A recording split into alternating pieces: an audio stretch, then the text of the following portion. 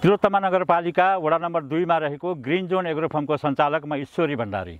विगत 6 वर्षदेखि म पुष्प व्यवसायमा छु।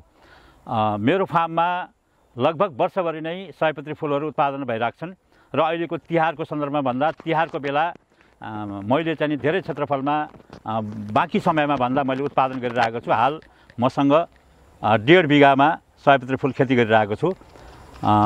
अहिले चाहिँ नेपाली उपभोक्ताहरू बीचमा इन्डियन फुलहरू, इन्डियन मालाहरू भन्दा नेपाली फुलहरू नै, नेपाली मालाहरू नै नेपाली उपभोक्ताहरूले विशेष गरेर रुचाइएको अवस्था छ।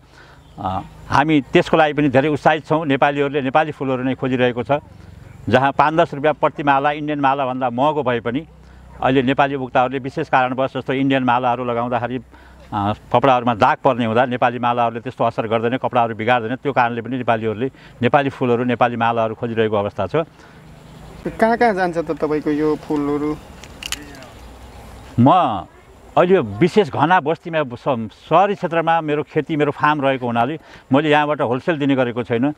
मेरो यहाँ सबै फुलहरू, सबै यो चाहिँ फुटकर बिक्री हुन्छ। मैले यही फार्मबाट नै, यहीँबाट माला बनाएर, यहीँबाट फुलहरू जोखेर यही खेतको बिचबाट नै उपभोक्ताहरूलाई दिने गरेको छु। कतिमा फैलिएको छ यो? मेरो 1.5 बिघामा छ।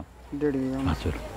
लिजमा लिनु हो? भाडामा लिएको, सबै जमिनहरू भाडामा लिएको छु। वार्षिक भाडा बुझाउँछु र खेती गर्छु। मसँग 4 जना थाई स्टाफहरू छन् र समय समयमा ज्यालादारी कामदारहरू पनि थप्नुपर्ने हुन्छ कामको लोड हुँदा। जस्तो तिहारको बेलामा माला उन्नको लागि 30-40 जना मान्छेहरू लाग्छ, रोप्ने बेलामा 15-20 जना लाग्छ। कन्टिन्यू काम चलिरहेको हुन्छ केही समयसम्म। त्यसरी खेती गरिएको छ। अनि यो पुष्प खेतीतिरै आकर्षण चाहिँ कसरी? पुष्प खेती नेपाली बजारमा बेच्नलाई सजिलो। पहिला तरकारी खेती गरिन्थ्यो, बजार भाउ नपाउने अनि बेच्नलाई गाह्रो हुने, मूल्य नपर्ने।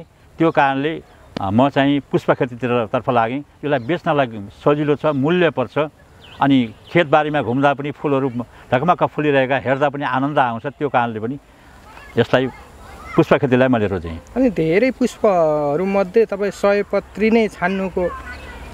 सयपत्री नेपाली बजारमा अरू फुलहरूभन्दा नेपाली उपभोक्ताहरूले सयपत्री बाहेक अरू खासै फुलहरू माला लगाउनको लागि रोजेको पाइन्न। धेरैको चाहना चाहिँ सयपत्री फुल नै रोज्नुहुन्छ। त्यसमा पनि अझ टेनिस बल मसँग त्यो कलर, त्यो डार्कनेस अरेन्ज कलरमा छ, जुन गोलाइ छ, माला साइजमा छ, सुन्दर देखिने भएको कारणले यो फुल नै मैले रोजेको छु। हजुरको यो फार्ममा कति प्रकारको यो सयपत्री फुल छ? मसँग अहिले एउटै प्रकारको, एउटा Thailand Calcutta tennis ball variety भनिन्छ यसलाई, त्यो जातको मात्रै छ। किन भन्दाखेरि यो जात नै बढी लोकप्रिय छ र उपभोक्ताहरूले धेरै रुचाएको कारणले मैले यो खेती नै गरिरहेको छु। जस्तो कस्तो बेलामा जान्छ यो फुलहरू? जस्तो अब तिहारको बेलामा त भइहाल्यो। बाँकी समयमा जस्तो विभिन्न जस्तो अरू समयमा पूजा, विवाह र कार्यक्रमहरू हुन्छन्, कार्यक्रमहरूको लागि जान्छ। अझ जन्मदा अथवा मर्दा सबै समय सबैको लागि फुल चाहिँ गइरहेको अवस्था छ।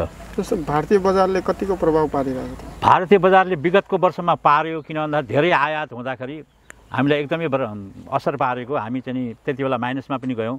जो नेपाल सरकारले चाहिँ आयातलाई रोकेन। पहिले आशा छ यो वर्ष रोक्छ होला। रोक्यो भने नेपाली किसानहरूले, पुष्प खेती किसानहरूले चाहिँ बजार भाउ अवश्य पाउनेछन्। कति वर्षदेखि गर्दै आउनु? 6 वर्षदेखि म पुष्प व्यवसायमा छु। पहिला के गर्नुहुन्थ्यो? पहिला म इन्डियामा थिएँ। इन्डियाबाट फर्केपछि केही मार्केटिङ गरेँ बुटोल बजारमा। त्यसपछि त्यसमा खासै राम्रो भएन र मैले धेरै सोचेँ अब के गर्दा राम्रो हुन्छ भनेर फेरि मैले कृषिलाई रोजेँ। कृषिमा पनि सुरुमा तरकारी खेती गरेँ। तरकारी खेतीमा खासै मुनाफाहरू आएनन् र मार्केटमा बुझ्दै जाँदा, स्थानीय उपभोक्ताहरूको मागलाई बुझ्दै जाँदा यो चाहिँ पुष्प खेतीतर्फ म आकर्षित भएँ र यसलाई निरन्तरता दिइरहेको छु। सयपत्री सँगसँगै मखमली पनि तिहारमा मैले जान्छ? सयपत्री सँगसँगै मखमली फुल पनि एकचोटि लगाएको थिएँ। हाम्रो क्षेत्रमा, यो क्षेत्रमा स्थानीयहरूले खासै मालाहरू किन्नु भएन। नबिकेपछि हामीले खेती गर्न छोड्यौँ। त्यति हाम्रो क्षेत्रमा यसको माग छैन। जति पनि उपभोक्ताहरू हुनुहुन्छ सयपत्री फुल नै किन्नुहुन्छ, मखमली फुल किन्नुहुन्न। त्यो कारणले त्यो खेती हामी, म लगायत यो क्षेत्रका धेरै किसानहरूले मखमली फुलको खेती गर्नुहुन्न।